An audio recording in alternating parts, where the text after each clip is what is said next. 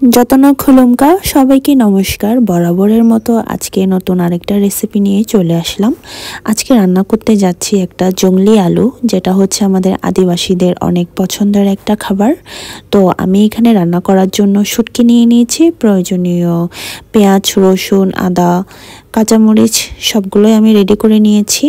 কড়াইয়ের মধ্যে আমি পরিমাণ মতো তেল দিয়ে এখানে সব কিছুই আমি দিয়ে ভালো মতন মিক্স করে নিচ্ছি।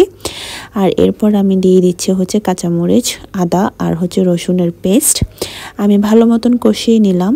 এরপর এর মধ্যে আমি জংলি আলুগুলো দিয়ে দিলাম।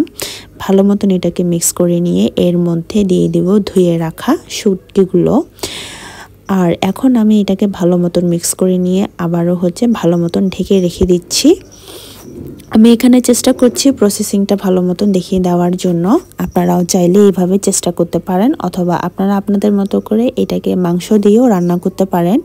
আমরা আদিবাসীরা এই আলুটাকে এক একজন এক এক রকম করে রান্না করে খেতে পছন্দ করি।